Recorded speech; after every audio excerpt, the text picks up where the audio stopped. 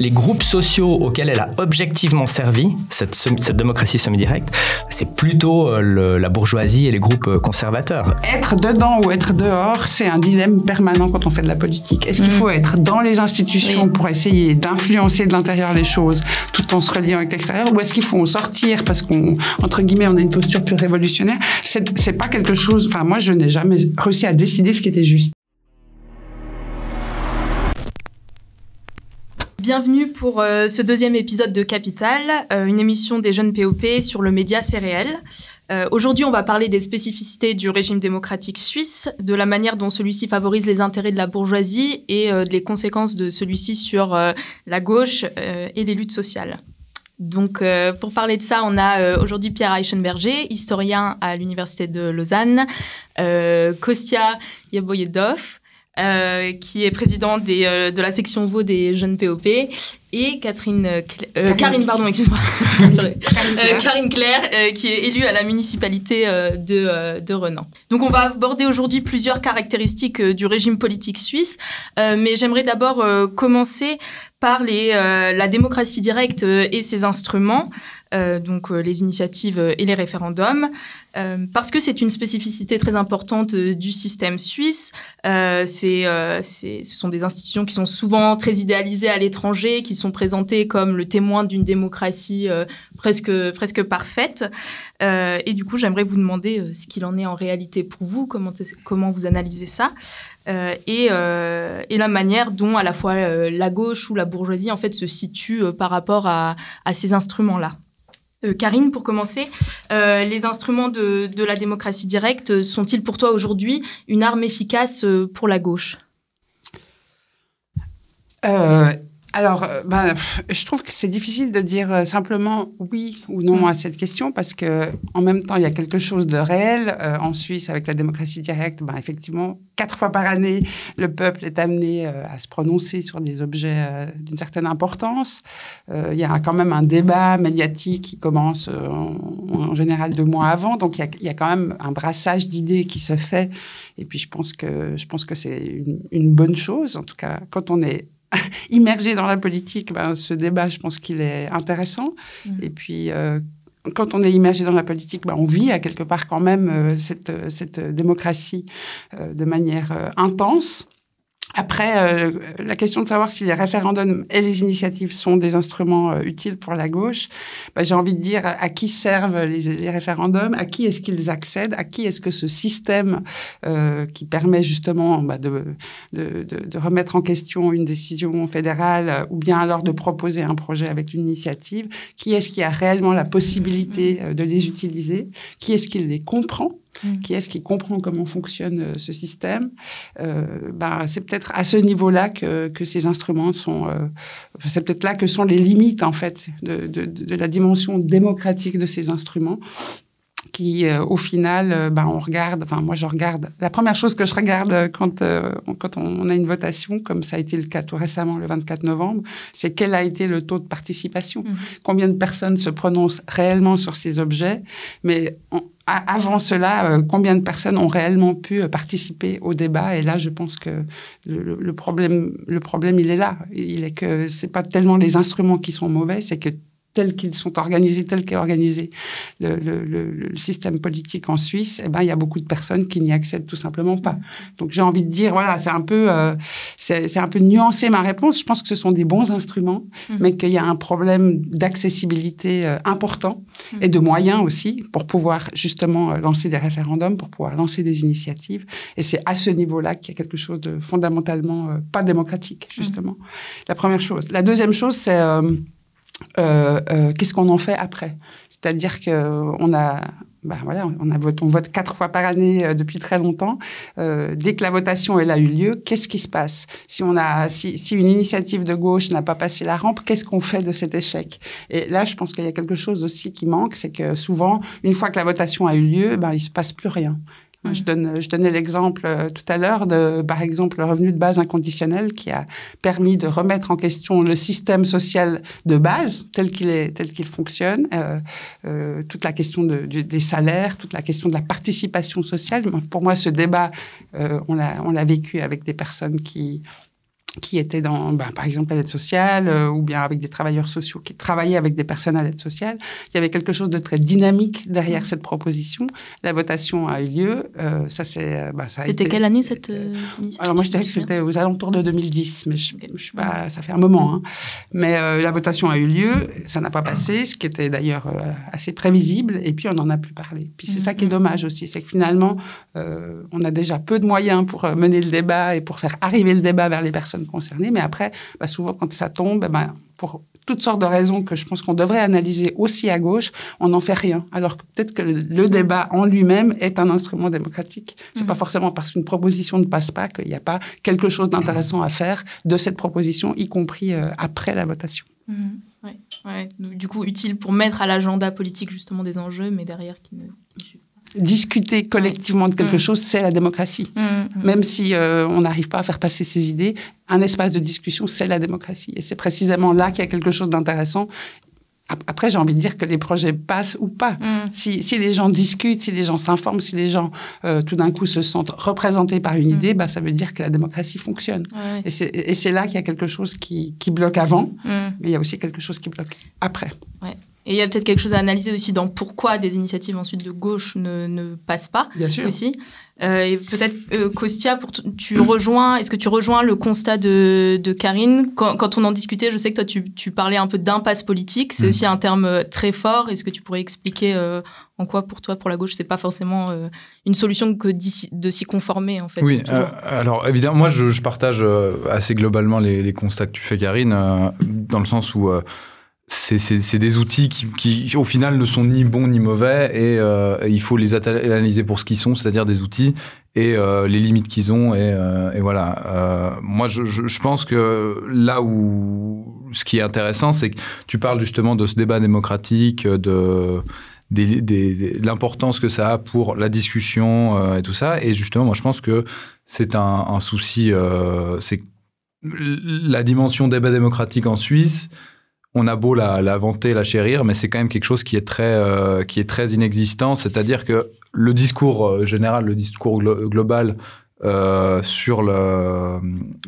on a une initiative de gauche, ce qui arrive régulièrement quand même, à 1 ou 2 votations par année, on a des initiatives qui sont quand même relativement de gauche. On peut parler de la 13e rente ou d'autres choses comme ça. Le discours est globalement très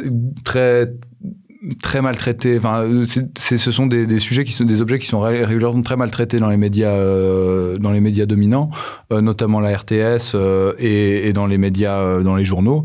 Et on peut constater que déjà rien que pour la question du débat, moi je trouve que on voit que c'est une fiction, que c'est pas vrai. Le débat démocratique n'existe pas quand on a une votation de gauche. Le deuxième point aussi, comme tu dis, pourquoi moi je pense que c'est une impasse, c'est qu'il faut rappeler que les votations sont déjà très peu investies par le peuple suisse. Hein. Moi, j'aimerais rappeler que le taux de participation moyen d'une votation, c'est quand même 40%. Et ça a toujours été le cas. Hein. On est toujours autour historiquement, il a commencé au début du XXe siècle, il était autour des 60% de participation et il a très rapidement chuté autour des 40% de participation. Donc de manière générale, c'est quelque chose qui n'est pas saisi par le peuple global. En plus de ça, ce qui est important, c'est de rappeler dans quel cadre s'inscrivent cette démocratie directe et ces outils de démocratie directe. En vérité, ils s'inscrivent vraiment dans l'État bourgeois suisse, dans la démocratie suisse, où les rapports de force sont vraiment inscrits extrêmement en faveur de la bourgeoisie, de ceux qui possèdent les moyens de production.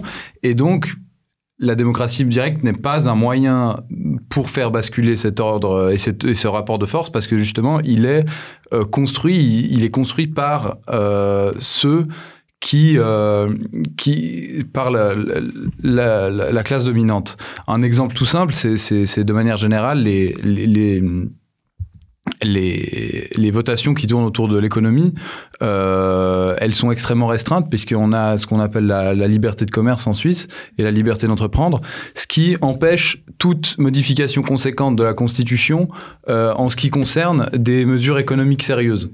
Et donc, d'où la dimension impasse, c'est que on ne peut pas investir ce champ tout en sachant que, au final, il n'y aura pas de modification concrète de l'ordre économique à travers ces votations.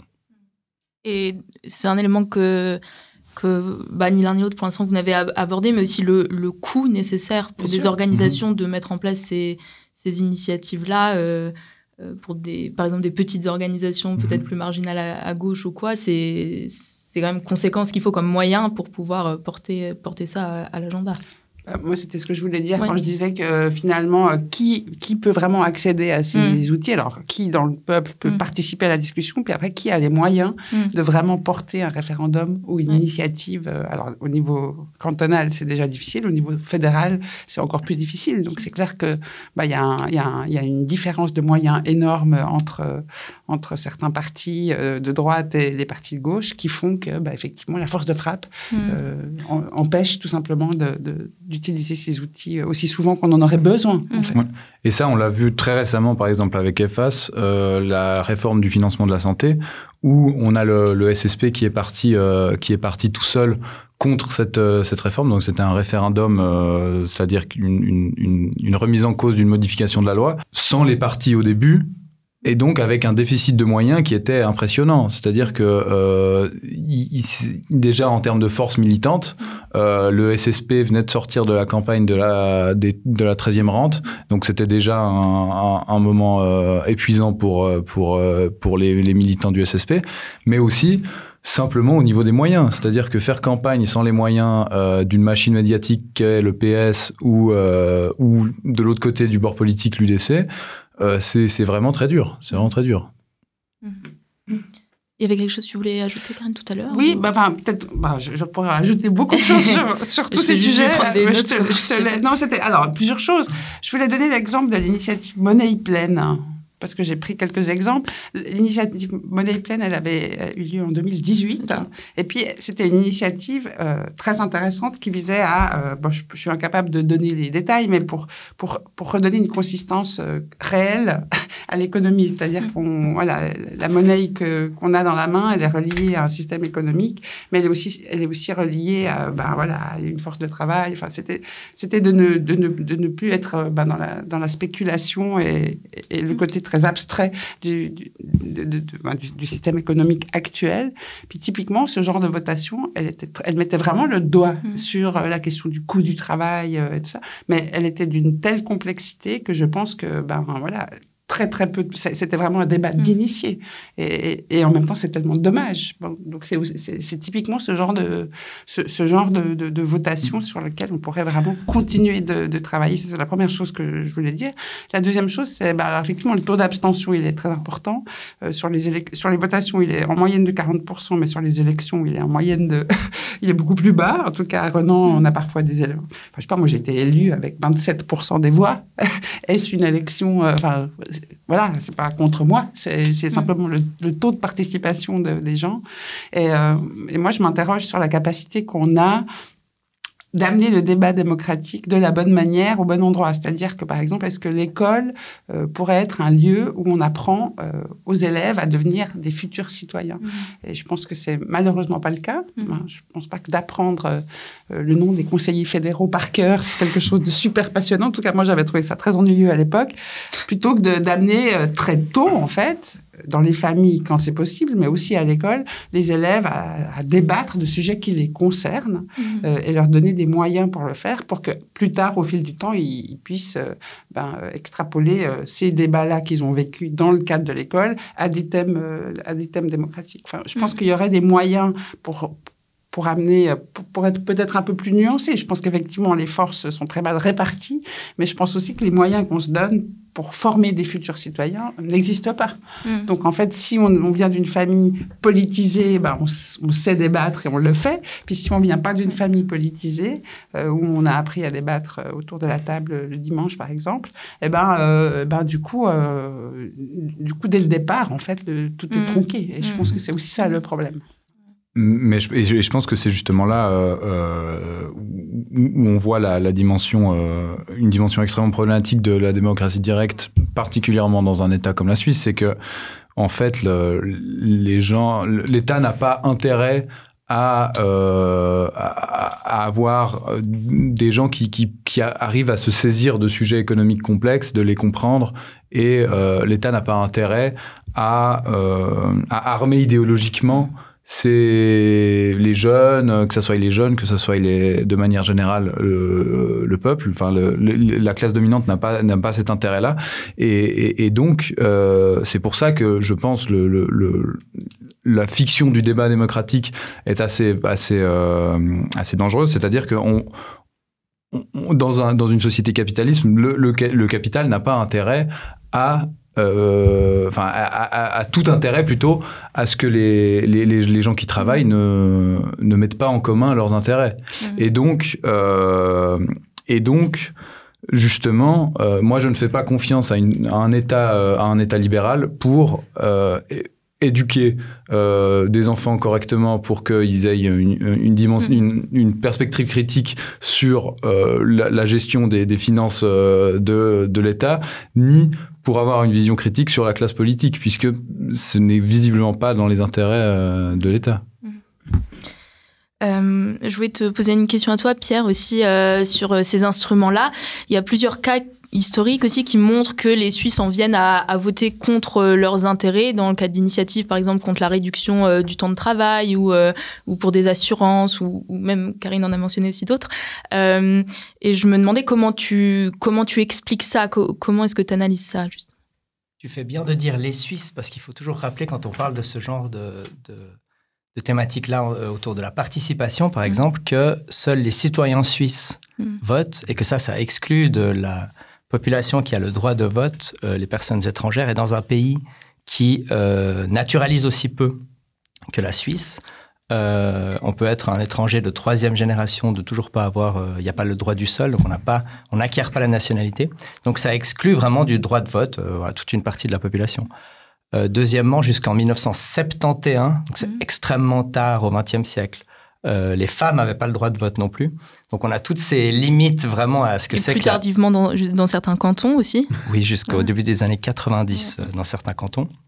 Et probablement que si le tribunal fédéral les avait pas forcés à introduire ce droit de vote et d'éligibilité des femmes, si ça se trouve, ce serait toujours pas le cas aujourd'hui. Aussi à cause de ces mécanismes de démocratie semi-directe qui sont très souvent instrumentalisés, non pas pour des causes progressistes, mais effectivement pour des causes plutôt conservatrices. Si on est sur le droit de vote des femmes, il y a eu des dizaines et des dizaines et des dizaines de votations dans les cantons, aussi au niveau fédéral, dans la première partie du XXe siècle, qui ont refusé l'introduction du droit de vote des femmes. Tu suggérais aussi les assurances sociales. C'est vrai que en 1930, il y a eu 2 fois des très grands projets de développement des assurances sociales qui auraient mis la Suisse, en gros, sur pied d'égalité avec le développement des politiques sociales étatiques qui existaient dans les pays riverains. Et c'est en 1900 et en 1930, ça a été rejeté, en fait, par la population votante.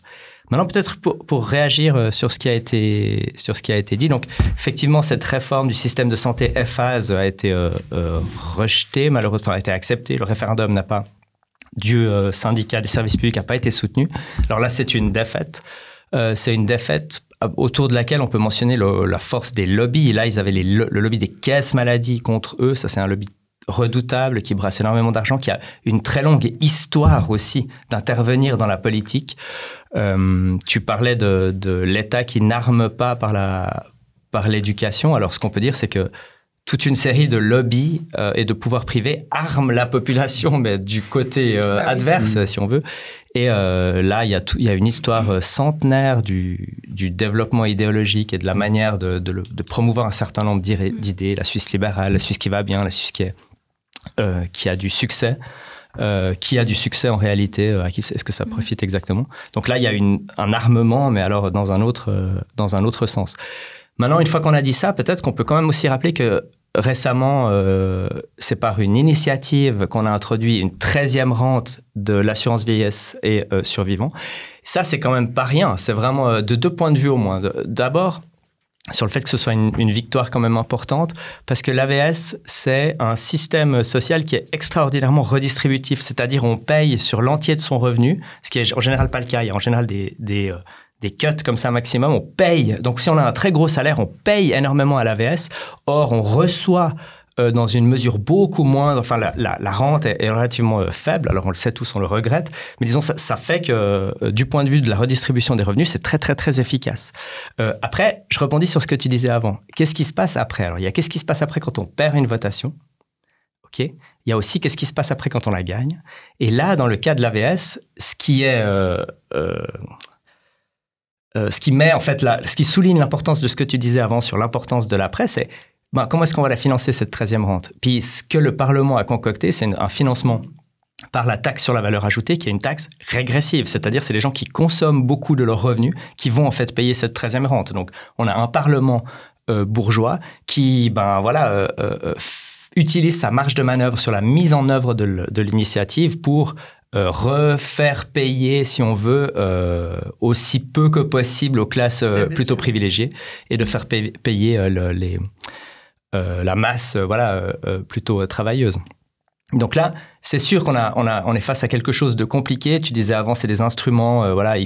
La question, c'est comment on s'en saisit. Historiquement, ces instruments de démocratie semi-directe, ils viennent quand même d'un mouvement qui s'appelait le mouvement démocratique, la fin du 19e siècle, dans les cantons au niveau fédéral, qui demandait des instruments de démocratie semi-directe, le référendum, l'initiative, et plus de politique économique, sociale des collectivités publiques. Et les ennemis contre lesquels ils voulaient développer ces politiques-là, c'était les barons fédéraux, c'était ces figures de grands industriels qui dominaient la politique, qui tiraient toutes les ficelles, si on veut. Et l'idée de la démocratie semi-directe, c'était d'aller contester leur pouvoir à eux. La personnalité qui était au centre de ces contestations, c'était un dénommé Alfred Escher, fondateur du Crédit Suisse, conseiller d'État à Zurich, une personnalité ultra importante du monde financier industriel suisse-allemand, mais suisse de cette époque, qui incarnait vraiment cette fusion du pouvoir économique et politique. Et c'était contre ça, en fait, que ces instruments de démocratie semi-directe ont été exigés puis ensuite introduits.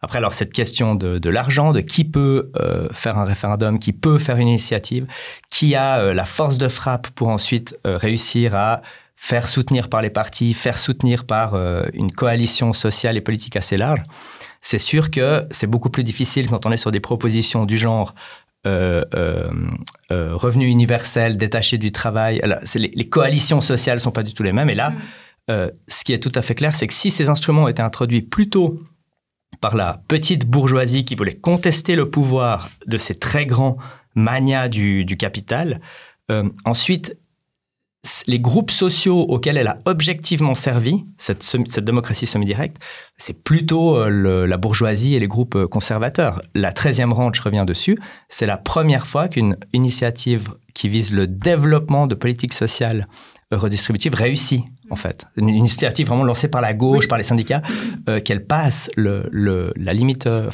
l'obstacle référendaire. Donc ça, historiquement, ça dit aussi quelque chose. Alors, on peut en discuter sur ce que ça veut dire et qu'est-ce que ça veut dire en termes de stratégie politique, mais c'est quand même quelque chose qui a changé comparé aux 150 ans d'histoire de la démocratie semi-directe en Suisse. C'est super intéressant ce que tu expliques sur la manière dont ça a été introduit à l'origine. Moi, je me demandais comment ça a réussi en fait à être introduit si le rapport de force était largement à la défaveur de ceux qui se mobilisaient pour l'initiative et le référendum. Est-ce que c'était parce que dès le début c'était pas perçu comme étant menaçant en fait par ces grands industriels qui tenaient le pouvoir? Alors, disons, ils étaient très puissants. Après, on n'a jamais un pouvoir exclusif. C'était quand même des mouvements politiques très larges dans les cantons qui coalisaient toute une série de groupes sociaux, notamment un peu la petite bourgeoisie commerçante, les arts et métiers, ce genre de mouvement-là. Et on est à un moment, à la fin c'est les 4 dernières décennies du 19e siècle, mettons, où vous avez l'industrialisation qui progresse, mais avec toute une série d'effets en termes de précarisation, justement, de l'artisanat, par exemple, ou en termes de développement du travail salarié qui coupe les personnes des solidarités un peu plus traditionnelles dans lesquelles ils et elles étaient. Et vous avez le développement de ce qu'on a appelé à l'époque la question sociale, c'est-à-dire qu'est-ce qu'on fait avec les personnes qui, une fois qu'elles ont été coupées d'autres moyens de subsistance par le développement du travail salarié, qu'est-ce qu'on fait avec ces personnes-là, une fois qu'elles sont vieilles, une fois qu'elles peuvent plus gagner leur pain? Qu'est-ce qu'on fait avec ces gens quand une crise économique fait que des personnes perdent leur travail, quand on gagne son pain en vendant sa force de travail? Alors, qu'est-ce qu'on fait avec ces gens-là? Et qu'est-ce qu'on fait avec l'urbanisation joue aussi un grand rôle là-dedans, avec le fait que les personnes quittent leur communauté traditionnelle dans les campagnes pour se concentrer dans des quartiers ouvriers. Ça posait quand même toute une série de problèmes.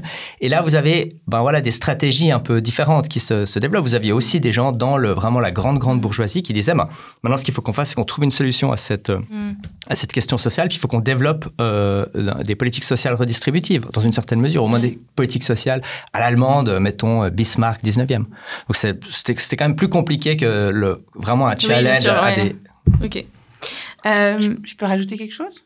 Alors, très brièvement, après, j'aimerais bien qu'on passe à la suite. Non, je voulais quand même dire, je pense quand même que la présence de l'URSS jouait un rôle important, c'est-à-dire qu'il y avait aussi cette peur de la bourgeoisie, d'une grande révolte qui tendait vers ce qui se passait en URSS. Et puis, j'imagine que, effectivement, tant que l'URSS était là, le grand capital avait un intérêt à quand même protéger la population d'un certain nombre de risques. Puis, avec la chute de l'URSS, on a vu quand même...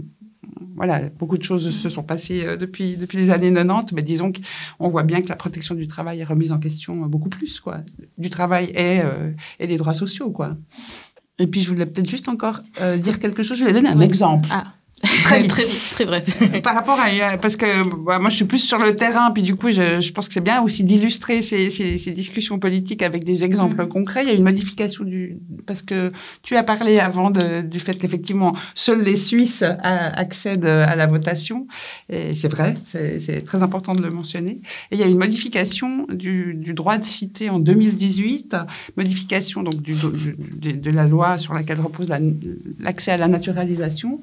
Jusque-là, l'accès à la naturalisation était déjà difficile, mais on pouvait y accéder quand même en ayant un permis F, même en ayant des conditions de vie assez précaires. Et puis, avec la modification de 2018, maintenant... avec cette nouvelle loi, il n'est plus possible d'accéder à la naturalisation que si on a un permis C, que si on n'a absolument pas sollicité l'aide sociale pendant 3 ans. Enfin, il y a toute une série d'exigences qui rendent la naturalisation encore plus difficile qu'avant. Et puis, pour donner un exemple, nous, à Renan, on a énormément de personnes étrangères. Et puis, quand on a vu arriver cette modification, quand on a vu qu'on n'allait pas pouvoir la contrer, qu'elle allait pas, je me souviens pas du tout s'il y a eu un référendum, mais je crois pas. La question c'était comment faire pour que un maximum de personnes puissent obtenir la naturalisation. Puis on a lancé, c'est la municipalité qui a fait ça avec l'aide de tous les mouvements, tous les collectifs de la place, d'inviter les gens à déposer leur naturalisation avant l'échéance de cette loi pour pouvoir, ceux qui étaient encore éligibles, profiter de l'ancienne loi. Et on a naturalisé énormément de personnes cette année-là, donc ça fait 2017 en fait, avant l'entrée en vigueur de la nouvelle loi, pour pouvoir, essayer d'avoir, entre guillemets, de sauver un maximum de personnes. Et puis, ça montre aussi... En fait, c'est la commune qui a écrit à toute la population pour qu'elle le fasse, mais voilà, il a fallu se mobiliser très très vite avant un changement de loi décidé au niveau fédéral. Voilà. C'était un exemple que je trouvais assez parlant. Ouais, merci. J'aimerais passer à une autre caractéristique du régime démocratique suisse et questionner un peu cette culture politique du consensus, qui est aussi poussée par les institutions de la démocratie directe comme le référendum qui pousse vraiment au compromis. Mais une autre manière dont c'est fait, c'est aussi par l'intégration des forces d'opposition dans les institutions qui va quelque part se faire en neutralisant en fait les critiques. Voilà, je me demandais, Kostia, si tu pouvais présenter comment t'analysais en fait l'intégration de ces forces, notamment l'intégration de la gauche dans les institutions et les conséquences que ça porte. Déjà, juste pour expliquer un petit peu en Suisse le principe de collégialité, très rapidement, c'est l'idée d'une collaboration des forces politiques qui sont représentées au niveau parlementaire au sein d'un exécutif. Et donc, c'est l'idée d'une collaboration et d'une responsabilité commune d'une politique menée. Et donc, un membre de l'exécutif est censé porter et soutenir la politique de son exécutif au global.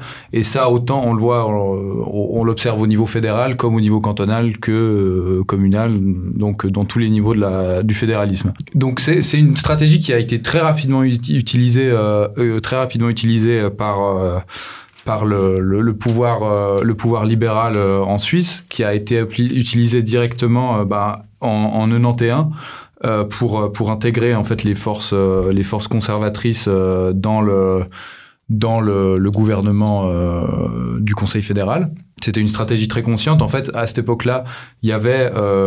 c'est très lié aussi, en plus, avec l'émergence du droit de référendum, mais en gros, il y avait les forces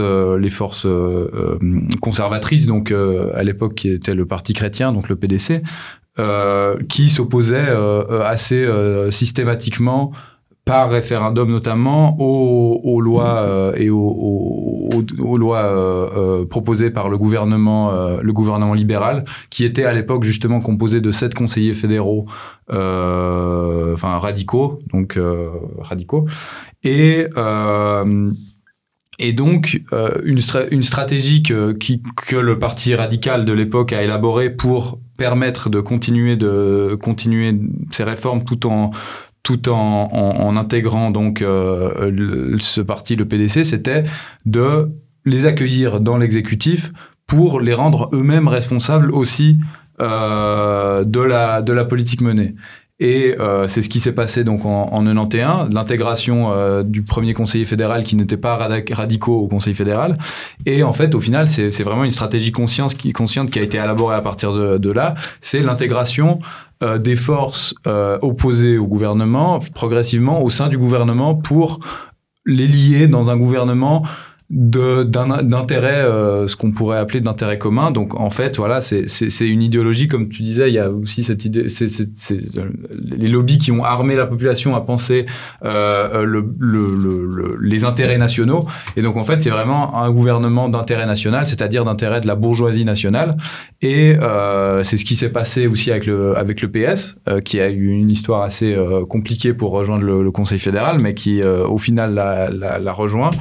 Et qui, du coup, est une force qui participe à une politique très clairement de droite, qui est celle du Conseil fédéral, et qui en porte une partie de la responsabilité. Et c'est une stratégie qui est menée notamment en ayant des conseillers fédéraux qui sont dans des positions assez compliquées, des socialistes par exemple qui sont aux finances et qui doivent mener des politiques de droite. Et donc c'est une façon de gérer les oppositions de gauche et d'empêcher en fait d'avoir une véritable alternative exécutive, un gouvernement de gauche, puisque toute opposition sérieuse sera à terme intégrée dans le gouvernement et donc va mener une politique de droite, d'intérêt national, d'intérêt bourgeois. Pierre, est-ce que tu as quelque chose à ajouter sur ce principe de la collégialité ? Alors, c'est sûr que quand on voit la conseillère fédérale Baumschneider, qui est maintenant en charge des politiques sociales, qui se retrouvent à devoir aller faire le service après-vente contre la 13e rente, parler au nom des caisses de pension, du lobby du deuxième pilier et compagnie. C'est sûr que ça fait un peu mal, quoi. Là, on se dit, bon, ben voilà, ils sont sur cette base ultra minoritaire, le Parti socialiste suisse dans le Conseil fédéral, et ce à quoi ils servent, malheureusement, objectivement, dans ce genre de moment, c'est vraiment à faire le service après-vente pour une partie de la gauche, des réformes de droite. Après, faut pas quand même leur enlever toute stratégie ou agency dans cette histoire. C'est sûr qu'il y a, dans une certaine mesure, une stratégie de la droite. Ça, c'est clair, et puis on le voit. Donc, tu as parlé de l'intégration du premier catholique conservateur à la fin du 19e. Le premier socialiste, il est intégré, lui, au milieu de la Deuxième Guerre mondiale, la fin de 43, il commence en 44. Pourquoi ? Parce que c'est le moment où le vent tourne pour la Deuxième Guerre mondiale. On se rend compte que ce qui va se passer, l'après-guerre, va pas être dominé par l'Allemagne, qu'on va avoir l'Union soviétique probablement aux portes de la Suisse, et qu'il faut concocter un compromis social dans lequel il faut essayer d'intégrer des forces de gauche. Après, les gens qui s'intègrent, le premier conseiller fédéral socialiste, Knops, c'est cette génération qui a fait la grève générale et qui a été très combative pendant et après la Première Guerre, et qui ont ensuite vu cet âge des catastrophes, des deux guerres mondiales, de la violence extrême, du génocide, de la crise économique. Et ils ont quand même très chevillé au corps cette idée qu'il faut essayer de diriger l'État d'une autre manière, plus interventionniste, keynésienne, d'essayer d'avoir une politique à travers l'intégration dans l'appareil d'État, de service quand même, au service de la population travailleuse. Les gens qui font ça, on va parler après de la paix du travail, c'est un peu la même logique en fait. C'est cette génération-là qui a vu l'âge des catastrophes qui s'intègre en fait dans le système de mille et une manières. Cette intégration dans les exécutifs communaux, cantonaux, fédéraux, c'est une des manières en fait dont la gauche va participer à la gestion de l'État. Après, je pense qu'il faut vraiment voir la stratégie qui essaye d'être menée par ces forces de gauche qui atteignent quand même un certain nombre de choses. L'argument qui revient toujours quand on parle avec des personnes qui sont dans des exécutifs, c'est « mais j'ai réussi à faire ça, j'ai réussi à obtenir ça, j'ai réussi à obtenir telle amélioration ». C'est ça qu'ils essayent de faire. Une autre caractéristique du système sur laquelle je vais t'interroger, Karine, c'est la question du fédéralisme. Et si pour toi, ça représente en fait un frein pour les luttes, puisque ça représente quand même un risque de fragmentation. Tout à l'heure, on parlait de l'exemple du droit de vote des femmes qui a été accordé du coup canton par canton jusqu'à très très tardivement. Est-ce que ça, c'est pas un exemple qui montre bien les limites du fédéralisme ? J'avais des choses à dire sur ce que je me doute, mais j'ai pas le droit. Pourtant, il faudrait qu'on fasse des émissions sujet par sujet. Je vis la collégialité au quotidien. Si tu veux dire un petit mot, je dis un petit mot sur la collégialité quand même, parce que vous avez devant vous une personne qui le vit. J'ai juste envie de dire ceci, je vais être brève.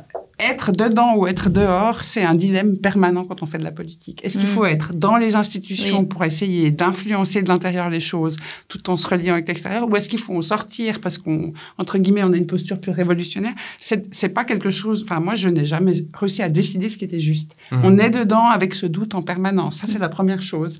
Et c'est vrai qu'on influence les choses, c'est vrai qu'on voit des choses, c'est vrai qu'on peut se relier à des collectifs. Donc, il y a quelque chose qui se fait en étant dedans, mais c'est toujours insatisfaisant. Puis après, à partir de quand c'est trop insatisfaisant, justement, c'est des questions sur lesquelles on n'a jamais vraiment tranché. Bon, alors après, on est Après, c'est peut-être aussi une spécificité où tu es élu, toi, à Renan, quand même, par rapport à d'autres municipalités. Alors après, c'est aussi... Alors, d'une part, c'est différent quand c'est dans une commune que quand c'est au niveau fédéral. Moi, je reconnais complètement que la posture de Madame Baumschneider, elle est très, très difficile à comprendre, à lire, à accepter. Après, ce serait intéressant de lui demander comment se joue sa marge de manœuvre réellement. Ce serait intéressant avec un regard ethnographique, comment est-ce qu'au quotidien, comment ça se fait, en fait, parce qu'en même temps, elle donne l'impression d'être combative avec des positions vraiment de droite. Donc, qu'est-ce qui se passe? Enfin, bon, voilà, je sais pas si un jour elle nous racontera. Et puis, j'ai une autre chose juste à dire. Moi, je suis fan de Georg Simmel, qui est un sociologue allemand, du 19e siècle qui a beaucoup thématisé la question du conflit. Il a beaucoup thématisé de choses. Mais le conflit, c'est quelque chose c'est un instrument politique. Le conflit, c'est quelque chose que, aussi longtemps qu'on arrive à tenir le conflit sans détruire l'autre, c'est un instrument démocratique. C'est-à-dire, quand on est à l'intérieur puis qu'on arrive à faire émerger d'autres réalités ou faire améliorer une loi parce que justement il y a peut-être un aspect de cette loi qui permet de prendre en considération un bout de la population en plus, ou voilà, c'est peut-être quand même un bout de terrain gagné ou pas, mais j'ai envie de dire la collégialité, en tout cas au niveau communal, c'est moins important que la capacité qu'on a à l'intérieur des institutions de tenir le conflit pour pouvoir justement faire émerger d'autres éléments qui ne sont pas pris en compte dans tel ou tel projet. Voilà. Mais elle efface le conflit, justement. Elle cherche à le masquer, cette collégialité, pour toi, non? C'est-à-dire que... peut-être que là, je suis allée un peu vite sur la question du conflit. La collégialité, c'est en même temps quelque chose qui vise à montrer que on est capable de se mettre d'accord à l'intérieur vis-à-vis de l'extérieur. Et puis, je pense que c'est aussi quelque chose qui est... c'est aussi parfois, vis-à-vis de la population, important de ne pas montrer un exécutif qui se déchire. On en a quelques exemples en ce moment même dans le canton de Vaud, des exécutifs qui se déchirent. Ce n'est pas très rassurant, parce que ça veut aussi dire que beaucoup d'autres projets sont bloqués. Ça veut aussi dire que ça va avoir des effets sur d'autres projets que ceux sur lesquels on est en train de parler. Et puis après, après la question de la collégialité, c'est plutôt... dans quelle mesure on arrive à l'intérieur à faire évoluer les choses. Et puis, si on n'y arrive pas, à un moment donné, il peut y avoir une rupture de la collégialité. Mais rompre la collégialité, ça peut aussi vouloir dire que sur d'autres thématiques, il y aura des effets à long terme. Donc, c'est pas tout simple. Voilà, c'est pas tout simple. Oui. C'est ça que je voulais dire. Ça veut pas dire que parfois, c'est pas nécessaire. Voilà. Est-ce que tu veux dire un mot sur le fédéralisme? Rappelle-moi juste la question. C'était ou quelqu'un d'autre, je sais pas. C'était sur la question du fédéralisme et de ses risques de fragmenter les luttes. Est-ce que c'est... Oui, alors, ce que je peux dire sur le fédéralisme, quand je passe d'une chose à l'autre, c'est que, effectivement, la Suisse, c'est 26 États. C'est pas un État centralisé avec des réalités et des droits très différents d'un canton à l'autre, d'une commune aussi à l'autre.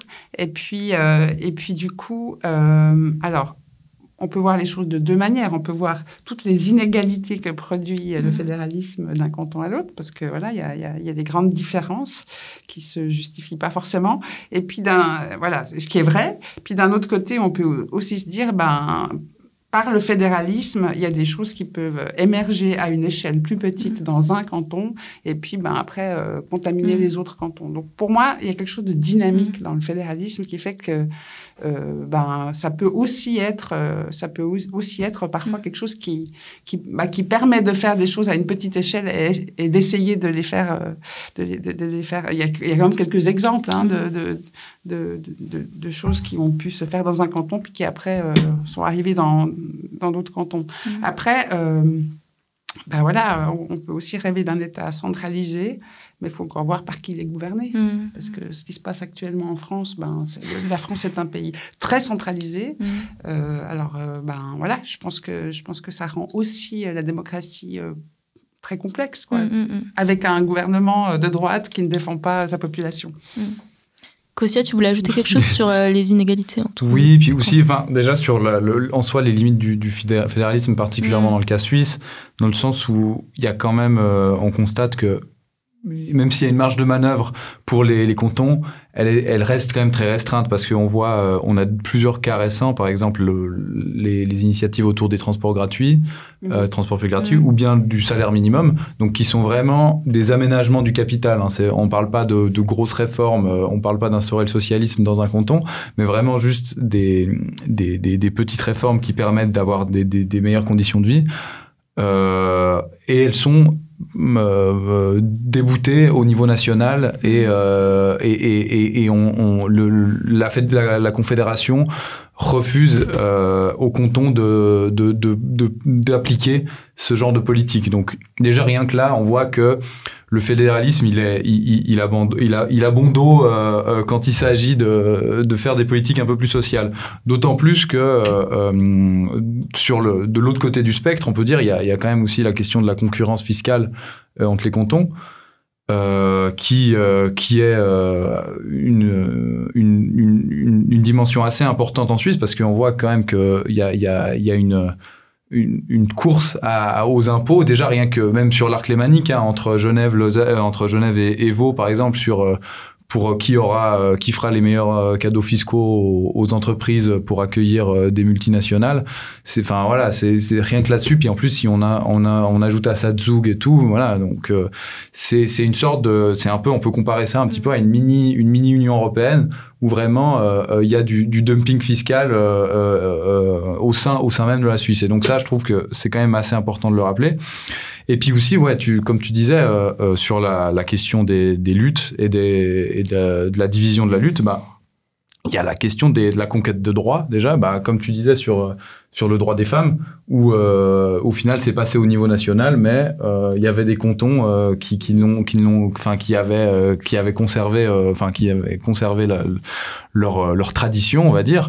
Donc notamment sur ça, mais aussi on peut voir sur les CCT il peut y avoir des secteurs qui luttent énormément dans des cantons pour avoir des conventions collectives de travail plutôt favorables, et finalement qui ne bénéficient à des travailleurs que sur une seule, qui sont très localisés à un seul canton. Donc c'est clair que ça défavorise relativement la lutte. Et aussi, ça fragmente beaucoup. On peut le voir sur des mobilisations. Là où, dans des pays plus centralistes comme la France, il y a quand même des mobilisations assez fortes, nationales, soit sur des sujets politiques. On peut penser à la réforme des retraites, on peut penser à des choses comme ça, avec vraiment un engagement de toute la population qui monte à Paris, par exemple, ce genre de choses.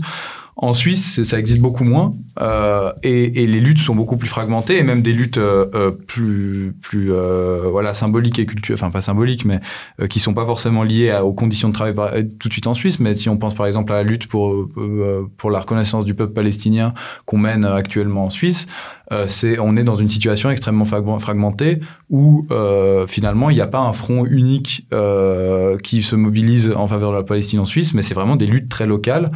Et ce qui est normal, puisque c'est la structure en soi de la Suisse, mais ça fragilise, ça fait que dans les cantons, il y a moins, on divise les forces.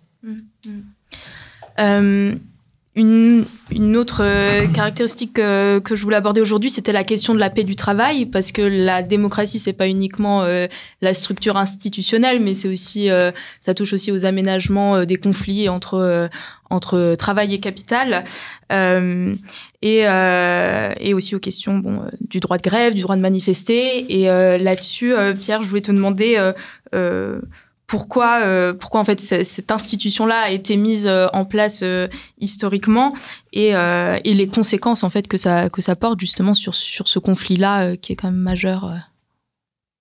Alors, tu as tout à fait raison de commencer la question autour de la démocratie, parce que ce qu'il y a derrière, c'est l'idée de la démocratie économique. Où commence et où s'arrête la démocratie? Maintenant, on est habitué à une idée de cette démocratie représentative, éventuellement un peu de démocratie semi-directe. Mais en fait, où commencent et où s'arrêtent les droits de la personne et ce sur quoi ils peuvent porter ou ne pas porter, c'est en fait un débat permanent autour de l'organisation d'un bout de la société qui est l'économie, mais en fait rien n'est clair sur où commence et où ça s'arrête. Dans les années 70, il y a des initiatives pour qu'il y ait des représentations obligatoires des syndicats des travailleurs dans les conseils d'administration. Ça a été rejeté, mais c'était quelque chose qui existait, c'était une proposition possible. Donc, effectivement, c'est une question démocratique, in fine. Comment on répartit les ressources et qui a droit à quoi? Peut-être là, on peut mentionner qu'on a affaire à des mythes, en fait. À fond la caisse, on avait le mythe de la démocratie directe. Semi-directe, c'est vraiment autour de... C'est très idéologique, très mythologisé, ce genre de discussion-là. Un beau mythe, c'est cette idée de la paix du travail et de ce que tu as mentionné avant. Tu as parlé de CCT, Convention collective de travail. Ce processus par lequel on régule les conditions de travail, non pas dans la loi, mais on les régule dans des accords qui sont signés entre les syndicats et les organisations patronales lesquels concluent des CCT, conventions collectives de travail. Il y a peut-être au moins deux choses très importantes, deux mythes auxquels il faut tordre le cou pour avoir une discussion un peu factuelle autour de cette question-là. D'abord, non, il y a cette idée qu'en Suisse, il n'y a pas de grève. C'est un peu l'ADN de la Suisse. On peut lier ça avec toute une série de choses, avec d'autres mythes, comme par exemple l'idée que puisqu'il y a la démocratie semi-directe, il n'y a pas besoin de se mobiliser sur les lieux de travail. Il n'y a rien dans l'ADN suisse qui serait anti-grève. Jusqu'à l'entre-deux-guerres, vous avez autant, si ce n'est pas plus de grèves que dans les pays limitrophes. C'est vraiment quelque chose qui se passe dans les années 30, qui ensuite est sans arrêt en train de devoir être réacquis. Après la Deuxième Guerre mondiale, il y a de nouveau des vagues de grève qui ensuite disparaissent effectivement dans l'après-guerre, les 30 glorieuses jusqu'aux années 90, au début des années 2000, il y a très peu de grèves en Suisse. Il faut avoir en tête que aussi la statistique même n'a pas voulu voir les grèves. Les syndicats étaient contre les grèves. Dès qu'une grève un peu spontanée éclatait quelque part, tout l'appareil syndical venait pour essayer d'étouffer la grève. Ça a été montré aussi empiriquement que les personnes qui étaient censées compter les grèves dans les cantons et à la Confédération ne voulaient pas voir de grève. Du coup, qu'il y a vraiment des grèves qui ont existé, qu'on n'a pas pris dans la statistique. Donc, il y a objectivement, effectivement, une relative disparition des grèves qui est quand même limitée par le fait qu'il y a toujours eu quand même un certain nombre de grèves pendant les 30 glorieuses. Maintenant, on a un retour relatif depuis, mettons, une vingtaine d'années, un peu avec des changements, en particulier de l'appareil syndical et de l'offre politique qui ont fait que ça revient un tout petit peu. Maintenant, qu'est-ce que c'est que cette paix du travail et ces conventions collectives de travail? Est-ce que ça fait que la Suisse a un partenariat social fort? Non, et ça c'est le deuxième mythe auquel il faut tordre le cou. Le partenariat social, il est faible en Suisse, il n'est pas fort. Il est faible de plein de points de vue, il est faible d'un point de vue quantitatif. Le taux de couverture, c'est-à-dire la partie des employés qui sont au bénéfice d'une convention collective de travail, il est historiquement autour de 50% en Suisse depuis la Deuxième Guerre mondiale. C'est faible. Dans énormément de pays, notamment du nord de l'Europe, c'est beaucoup plus. Et deuxièmement, il est faible parce qu'il est pas soutenu par un droit du travail, donc par des lois qui sont protectrices. Et on peut aussi dire que ce taux de couverture, donc, qui est déjà faible quantitativement, qualitativement, il est affaibli par le fait que de quel 50% de la population est-ce qu'on parle? Évidemment qu'on ne va pas parler, ni historiquement ni maintenant, des secteurs les plus précarisés, notamment féminisés, notamment où il y a plus d'étrangers, notamment où les salaires sont les plus faibles et les personnes les plus exploitées. Les gens qui très tôt arrivent à obtenir des conventions collectives de travail, c'est des secteurs où les gens sont très qualifiés, très masculins, très organisés, où ils ont un syndicat fort et où ils arrivent à imposer ça au patron. On parle des typographes, par exemple, les ouvriers des machines également arrivent relativement tôt, mais le secteur, je ne sais pas, du nettoyage, le secteur des EMS, de la santé aujourd'hui, ils ont eu les pires peines à obtenir des conventions collectives qui en plus étaient beaucoup moins protectrices. Et je dis encore un dernier mot qualitatif sur ce que c'est, sur ce qu'on trouve en fait dans ces conventions collectives de travail. Cette fameuse paix du travail à laquelle on revient tout le temps, elle est signée en 1937 dans l'industrie des machines et de l'horlogerie. Elle régule pas le salaire. Elle régule en fait nous renonçons à l'instrument que constitue la grève et en contrepartie, le patronat renonce à la grève patronale, le lock-out, c'est-à-dire virer tout le monde. En cas de conflit, on va prévoir toute une série de couches de médiation par lesquelles on va essayer d'aplanir le conflit et de ne pas aller à la grève. Mais c'est tout ce qui prévoit. Il ne prévoit pas de salaire minimum, il ne prévoit rien de substantiel, en fait, de protection, en particulier de la force de travail la plus exploitée. Tu veux dire quelque chose, Karine? Non, mais moi, alors c'est pas mon thème principal, la question de la paix du travail. Donc j'apprends en t'écoutant, puis c'est super. Mais je suis très sensible à cette question du 50%. Effectivement, le taux de travailleuses en Suisse couverts par des conventions collectives est très faible par rapport à d'autres pays. Et puis effectivement, il y a en plus toutes ces nouvelles professions, ces nouveaux métiers qui émergent, qui sont des travailleurs précaires, qui travaillent chez Uber, qui travaillent chez Smooth, toutes ces entreprises où en plus on leur on leur donne une espèce de faux statut d'indépendant pour ne pas leur payer des charges sociales, etc. Puis tous ces secteurs-là qui sont importants ne sont pas pris en compte. Puis c'est toute une... Enfin, j'ai envie de dire que c'est toute une partie de la population qui est là, sur laquelle repose, voilà, sur laquelle on compte beaucoup, et en même temps qui, à quelque part, n'existe pas. Enfin, c'est des gens qui n'existent pas. Et puis l'autre chose que j'avais juste envie de dire, parce que moi je suis plutôt dans le secteur social-santé, c'est dans quelle mesure, non seulement il n'y a pas de protection ou peu de protection, en plus on résume la protection au salaire, mais il n'y a pas que le salaire. Dans quelle mesure, dans certains secteurs, on permet vraiment à des travailleuses sociales dans le secteur de la santé de définir qu'est-ce qui est vraiment important dans leur travail. Parce que finalement, on est toujours en train de leur dire de l'extérieur c'est quoi leur travail. Et puis typiquement, dans le domaine du travail social, la reconnaissance de l'expertise métier, en fait, elle est en permanence remise en question. Donc, on est toujours en train de remettre en question ces travailleurs et ces travailleuses. Et puis, c'est aussi... ça montre, en fait, que le travail n'est défini que par rapport à ce qu'il rapporte ou ce qu'il coûte. Voilà. Costia, tu veux rebondir par rapport aussi au rôle des syndicats aujourd'hui ? Oui, et déjà, moi, j'encourage aussi tout le monde à lire. Il me semble que c'est l'article 24 de la Constitution suisse qui parle justement de la paix du travail et du droit du travail en Suisse de manière générale. Il est assez terrifiant. Donc, je vous encourage chacune et chacun à faire ces 4 alinéas qui c'est assez terrifiant. Quand on les lit, on se rend compte que les conditions et les droits de grève et tout ça sont quand même très limités en Suisse et les conditions de répression et l'autorisation de la répression semblent assez larges dans la Constitution. Et du coup, pour rapidement passer sur les syndicats et tout ça, déjà, ce qui est intéressant de noter, c'est que dans la paix du travail, ça inclut aussi, il y a quand même cette notion d'empêcher, de contenir la grève à uniquement des sujets de conditions de travail qui sont liés à la rémunération ou aux conditions de travail spécifiquement, donc des choses qui sont intégrées dans la CCT. Mais ça implique, en fait, la paix du travail de facto exclut toute grève pour des raisons politiques.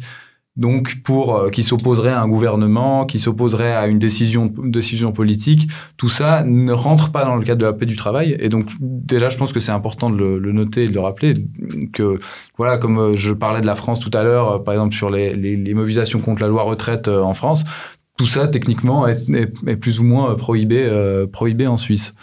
Pour faire le lien avec les syndicats, oui, c'est que il y a quand même un peu ce rôle donc avec la paix du travail et pour ce qui fait un peu le fil rouge, c'est vraiment cette idéologie d'intérêts nationaux suisses, de dire on a des intérêts nationaux, on a des intérêts qui sont en vérité c'est les intérêts de la classe dominante, à la fois de l'industrie, à la fois des banques, c'est les intérêts économiques de la Suisse qui sont intégrés dans cette idéologie comme les intérêts nationaux de tout le peuple suisse.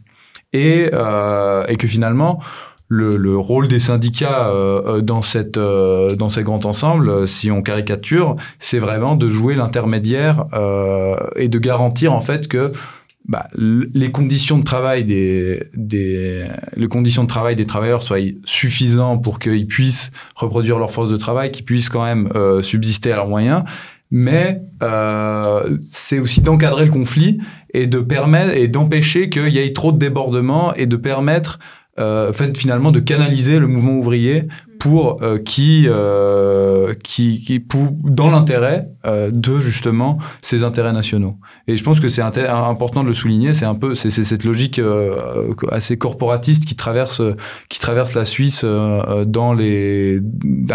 travers cette paix du travail. Un autre aspect sur la paix du travail que je voulais mentionner et que je trouve très intéressant dans une partie de ton travail, Pierre, c'est la manière dont tu dresses un parallèle entre cette tentative de supprimer des conflits et en fait la montée aussi de l'extrême droite et de la réaction anti-immigration à travers l'histoire.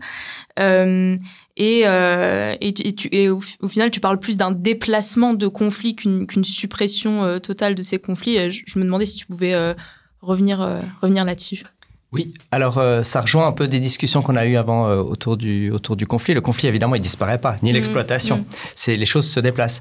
Dans la deuxième partie des années 30, une des choses qu'on observe dans les rassemblements syndicaux, en particulier autour du 1er mai, le grand défilé du 1er mai, c'est que pour la première fois, 36-37, on commence à avoir non pas les drapeaux un peu classiques du socialisme au début du cortège, mais le drapeau suisse. C'est une nationalisation un peu du mouvement syndical et la conclusion de la paix du travail, l'intégration de plein de manières, aussi l'intégration dans les exécutifs dont on a parlé avant, dans les commissions d'experts, le fait d'accepter des compromis politiques beaucoup plus, de transiger peut-être un peu plus. C'était aussi une manière de se nationaliser à l'époque, effectivement. L'idée du déplacement du conflit, il est peut-être au moins double. D'une part, c'est de dire qu'il y a cette intégration suisse, donc le drapeau suisse, et puis que du coup, qui est exclu de ça? L'étranger.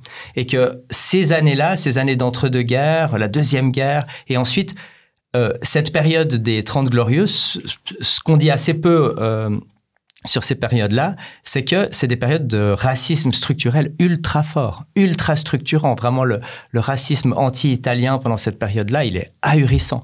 Les histoires qu'on commence à connaître maintenant sur ce qu'on a appelé les enfants du placard, c'est-à-dire les enfants qui venaient avec des travailleurs, en particulier italiens, qui étaient au bénéfice du statut de saisonnier. Ça voulait dire que tous les ans, ils devaient repartir à un moment et qu'ils n'avaient aucune garantie. C'était pas un permis d'établissement, c'était juste des bras. On avait des bras, on était censé venir tout seul. Ce qu'on avait en particulier pas le droit de faire, c'est de venir avec des enfants. Évidemment, comme on l'a dit de manière célèbre, on a appelé des bras, on a eu des hommes, enfin des êtres humains. Et ces êtres humains, ils sont venus parfois avec leurs enfants, qu'ils avaient du coup pas le droit de scolariser, qui se retrouvaient dans le placard cachés. Puis ce qu'on commence à savoir sur l'exploitation qu'il y a eu de ces personnes, notamment des enfants, c'est affreux parce que c'était une société qui était ultra raciste en fait envers ces personnes-là. Donc on a pu parler, c'est un historien qui s'appelle Hans Ulrich Jost qui a développé ça à ma connaissance de la manière la plus complète, de déplacement du conflit où on le neutralise si on veut du côté des relations de travail, puis on le déplace du côté de la xénophobie. Et là on peut peut-être aussi rappeler qu'à la fin des années 60, donc au moment où ce compromis des 30 Glorieuses, des CCT est vraiment triomphant. C'est là où vous avez cette vague d'initiatives xénophobes autour de James Schwarzenbach qui visait à limiter la population étrangère de manière drastique. Donc ça, c'est une manière dont ce déplacement a lieu. Puis il y a une autre manière qu'il ne faut jamais oublier quand on parle de relations de travail, c'est que la Suisse est le pays d'origine d'énormes entreprises dans des tas de secteurs qui emploient en fait non pas un 27e, un 28e, un 29e, un 30e canton hors des frontières suisses. Vous avez des millions de gens qui travaillent pour les entreprises suisses de l'Afrique du Sud à Buenos Aires en passant par la Russie et que ça, c'est des gens qui ne sont pas au bénéfice de conditions de travail de type paix du travail. Et là se joue un autre déplacement qui est ce déplacement vers l'impérialisme, le néo-impérialisme, le colonialisme, l'exploitation. Maintenant, vous savez peut-être que la Suisse est devenue une plaque tournante extrêmement importante du commerce de matières premières, qui est un des commerces, le commerce extractif, donc d'acheter des matières premières pour les transformer ailleurs. C'est vraiment une des manières par lesquelles les inégalités structurelles entre le Nord et le Sud sont vraiment accentuées dans la manière dont elles perdurent, en fait. C'est vraiment des échanges ultra inégaux qui sont basés sur la corruption, sur la violence, sur l'exploitation de la nature. Et donc la Suisse, c'est vraiment une fois de plus placée comme lieu très important pour le capitalisme global, pour vraiment les formes d'exploitation et d'impérialisme qui sont les pires du monde contemporain. Donc ça, c'est une autre manière dont cette paix sociale et cette propreté suisse est en fait instrumentalisée pour perpétuer en réalité l'exploitation, en particulier du nord sur le sud. Oui, puis la manière dont cet impérialisme dont bénéficient les capitalistes suisses leur permettent ensuite d'acheter la paix sociale ici et de payer plutôt que d'avoir à gérer des grèves ou autre. Oui, absolument. Est-ce que l'un de vous veut rebondir sur la paix du travail avant qu'on enchaîne sur ces questions-là ? C'est bon. C'est bon ? Oui. Ok. Du coup, une dernière partie avant de conclure sur laquelle j'aurais voulu vous entendre, c'était après avoir donc dressé un peu ce constat et cette analyse-là qui est quand même très critique de ce qu'est en réalité la démocratie en Suisse aujourd'hui. Je voulais vous demander en fait ce qu'on en fait de ces institutions de la démocratie bourgeoise. Tu en as un peu parlé, Karine, toi tu te poses beaucoup la question, est-ce qu'il faut rester dedans, est-ce qu'il faut se situer en dehors? Et voilà, et justement, c'est un peu une question ouverte sur les implications politiques et stratégiques en fait de cette discussion-là. Bah, c'est vrai que, enfin, je l'ai dit, être dedans, être dehors, c'est une question permanente. Pour moi, la question... Alors, bon, on peut trancher, puis on peut dire il faut être dehors, puis il faut faire la révolution. Ça, c'est peut-être des choses qui sont, à un moment donné, qui permettent de se construire aussi une identité militante, mais... en partant du principe que les institutions ne vont pas changer.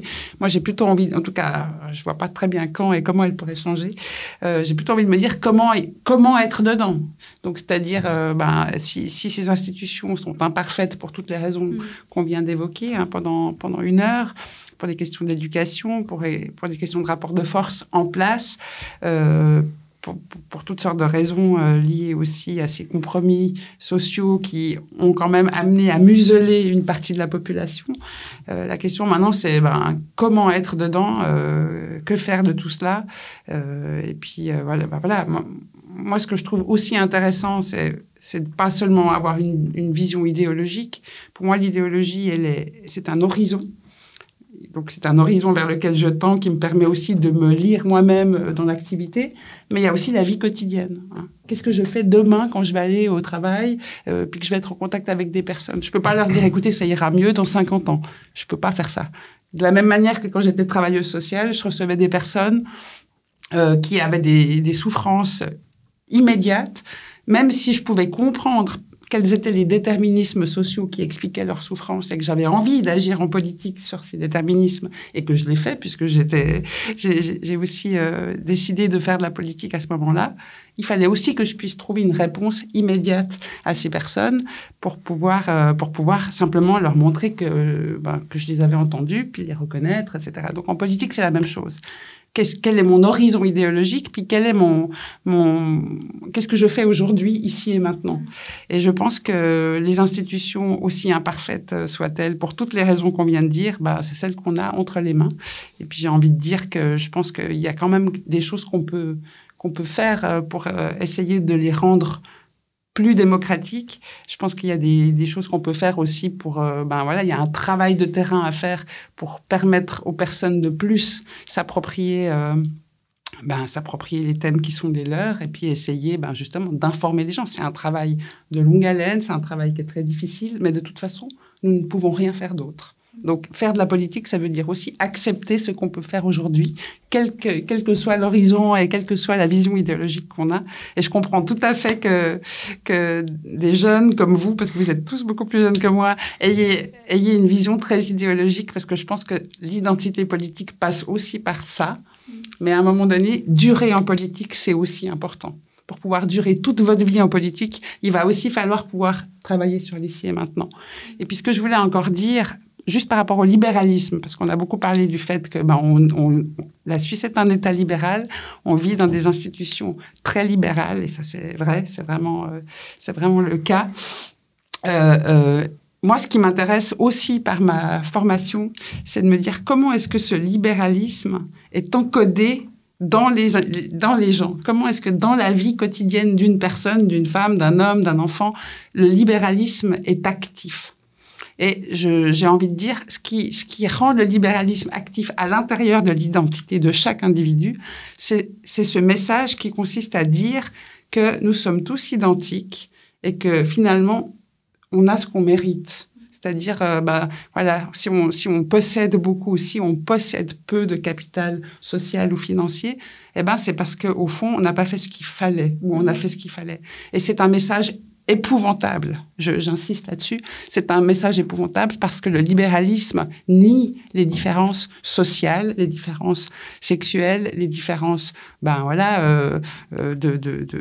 à des parcours migratoires, liées à des vécus de violence, liées à des faibles moyens financiers. Et cette négation de la différence sociale, elle est terrible, en fait, parce que c'est pas vrai. On est tous différents, on a tous des parcours différents, et le politique doit impérativement adapter son discours à ces différences. Et là, on a un gros chantier passionnant à mener. Voilà. Et c'est aussi pour ça que des gens très pauvres ont élu Trump. Enfin, je ne veux pas toujours revenir sur l'élection de Trump, mais les gens qui ont élu Trump, ils l'ont élu parce qu'ils veulent lui ressembler. Et puis, c'est la négation absolue de leur réalité qui les a amenés à faire ce choix. Je te remercie pour ta perspective. Moi, je me demandais quand même s'il n'y a pas aussi un piège quelque part à penser, parce qu'on l'entend souvent, c'est soit la démocratie bourgeoise, soit un régime autoritaire, que ce soit à la Trump ou quelqu'un d'autre. Et est-ce que ça évacue pas aussi toute forme d'autres alternatives ou autres projets politiques qu'on pourrait présenter et pour lesquels on pourrait militer aujourd'hui? Kostya, je ne sais pas si là-dessus tu veux rebondir. Oui, non, mais en soi, mais aussi pour rebondir avec ce que tu as dit, mais moi je partage énormément le constat, l'idée que ces institutions, elles sont là de toute façon, et on peut les détester autant qu'on veut, elles resteront là, elles sont essentielles dans la vie actuelle pour en ce qui concerne la gouvernance et la politique de la Suisse. Donc c'est évident, moi je pense que c'est vraiment c'est nécessaire de les investir et de faire le plus possible parce qu'il y a des choses à gagner pour les gens là-bas. Il y a quand même des réformes qui peuvent être menées, il y a quand même des réformes contre lesquelles on peut lutter déjà en étant dans les institutions, et donc ça vaut le coup rien que pour ça, mais aussi parce que ça permet aussi une visibilité et d'affirmer des idées qui sont contraires et qui ne sont pas entendues dans d'autres partis, et d'utiliser comme les parlements par exemple pour faire passer des discours et des messages qui ne sont habituellement pas portés par les autres partis. Là où je suis peut-être un peu moins positif que toi, c'est que toi tu parles de la possibilité de réformer ou en tout cas de plus démocratiser la démocratie suisse. Et moi je suis intimement convaincu que quand même elle est bloquée dans ses propres contradictions, et que c'est vraiment elle a été construite par un régime bourgeois, elle a été façonnée et c'est à travers, comme on l'a vu, la paix du travail, à travers la culture du consensus, la collégialité. C'est vraiment tout un appareil idéologique qui vraiment comment dire, qui saucissonne, qui entoure la vie politique suisse. Et je pense que réformer tout ça, c'est sous une n'est pas possible en fait, tant toute sa structure est pensée pour avantager la classe dominante. Mais et donc aussi, moi je pense que nous, notre rôle, c'est aussi de pointer du doigt. C'est l'hypocrisie, par exemple, de partis comme le PS, des Verts, qui participent activement à certaines politiques libérales menées par des gouvernements ou par des référendums. Par exemple, EFAS, le référendum sur le financement de la santé, les Verts ont décidé de ne pas se prononcer sur le sujet. Voilà, ça c'est des choses qu'il faut pointer du doigt.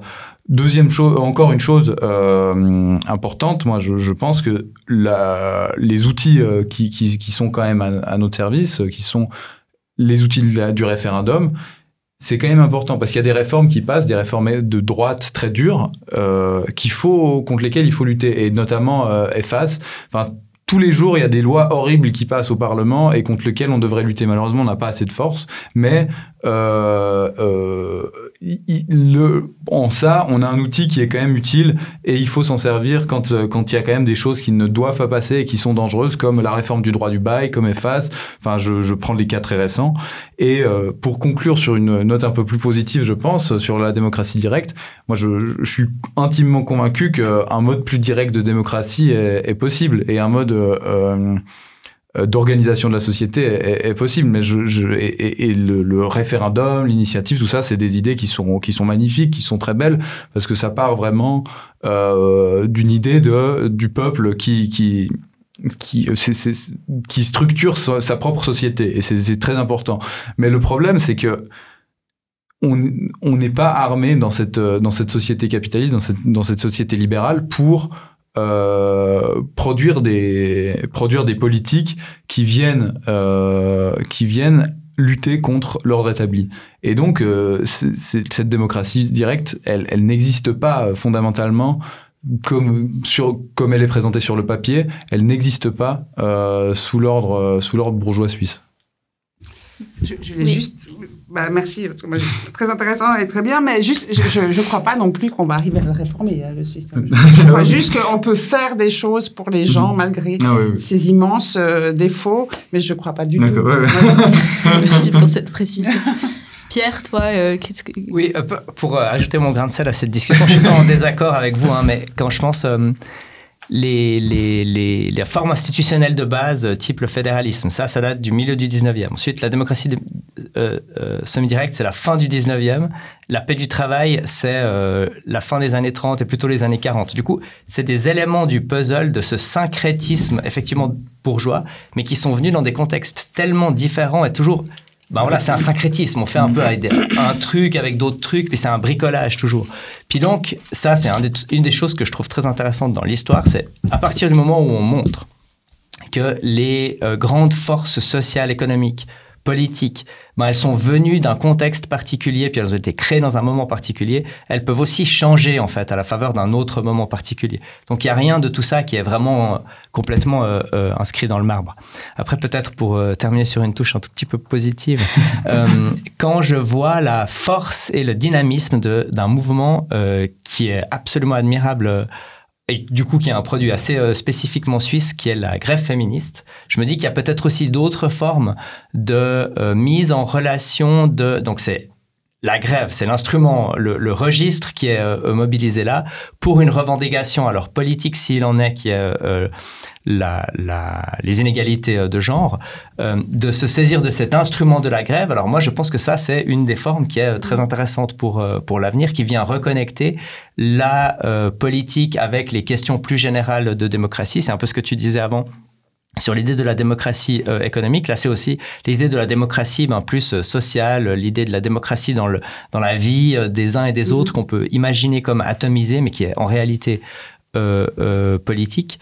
Et après, on ne sait pas de quoi demain sera fait, avec les changements très, très importants qui vont venir autour du réchauffement climatique. Avec ces initiatives comme la grève féministe, on peut quand même avoir de l'espoir quand on pense les grandes marches sur le climat, autour du climat qu'il y a eu. Espérons que ce genre de repolitisation du vivre ensemble pourront amener vers quelque chose que peut-être les générations d'avant n'ont pas réussi à faire. Je trouve important ce que tu dis, parce que je trouve qu'il faut impérativement se dire qu'un mouvement tend vers un but, et quelle que soit l'issue, tout ce qui se passe dans le mouvement, c'est fondamental. Ça existe. Tout ce qui se passe entre les gens, c'est ce que tu as dit. Je pense que, ça donne aussi du sens aux luttes. On peut ne pas aboutir au résultat voulu, mais tout ce que les gens ont fait ensemble, tout ce qu'ils ont fait pour s'organiser, pour se parler, pour mieux se comprendre, c'est hyper important. Puis il y a juste encore un élément qu'on n'a pas abordé, c'est la question de la presse. On est défini par des discours qui parlent de nous, qui parlent des gens, qui sont dans les grands médias. Les petits médias sont de plus en plus malmenés, disparaissent. Et c'est aussi important de prendre la parole, tout simplement. Et peut-être qu'il y a des périodes où on fera que ça, prendre la parole. Mais c'est hyper important. Donc, ce que vous faites est très important. Merci. Oui, tout à fait. Bravo pour l'initiative. Merci. Super, on va pouvoir conclure là-dessus. Je pense qu'on aurait pu aussi parler de plein d'autres choses, et dans plein de détails aussi sur chacun de ces aspects-là aujourd'hui. Est-ce que, on a déjà fait un petit tour de table, mais est-ce qu'il y a un dernier mot sur lequel, je sais pas, quelque chose que vous voulez aborder avant qu'on clôture? Je peux recommander, mais les les recommandations, vas-y. Voilà. Alors, des petites recommandations culturelles. Non, alors déjà, je pense que tu partageras peut-être la recommandation aussi de 1848, naissance de la Suisse moderne de Cédric Humer, qui est vraiment une analyse matérialiste de la guerre civile du Sonderbund, donc qui a opposé le camp bourgeois radical suisse avec le camp conservateur. C'est vraiment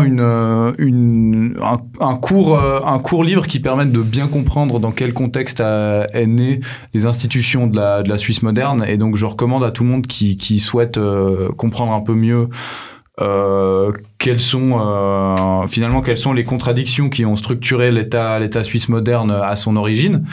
Et une deuxième recommandation, c'est un bouquin un peu plus gros cette fois, c'est Politique suisse de Pascal Chiarini, qui est une somme sur la politique suisse qui revient en détail sur à la fois le fédéralisme, en fait tout ce qu'on a traité aujourd'hui plus ou moins, avec des chiffres, des analyses. En fait, les données qui sont dans ce livre sont assez superbes parce que c'est vraiment toutes les questions que vous vous posez sur la vie politique suisse sont dans ce livre. Peut-être que les analyses sont un peu à discuter et un petit peu discutables, mais en tout cas, les données qui sont à l'intérieur sont vraiment superbes et c'est assez rare en Suisse, donc je recommande. Et moi, je vais en profiter pour recommander Le pouvoir suisse, séduction démocratique et répression suave de Claire et François Masnata Rubatel. Pour le coup, l'analyse est très bien sur chacun des aspects qu'on a abordés aujourd'hui, vraiment en détail. Je vous le recommande. Malheureusement, il est plus édité, mais vous pouvez le trouver en bibliothèque. C'est bien dommage d'ailleurs. Je vous remercie beaucoup. Et puis aussi, bien évidemment, on va pas en rester aux recommandations culturelles, mais organisez-vous. Peut-être, je sais pas. Et puis, je remercie bien évidemment chacun de nos 3 participants. C'était une super discussion. Et puis, l'équipe d'organisation et les personnes à la technique aujourd'hui. Merci beaucoup. Merci beaucoup. Merci. Merci.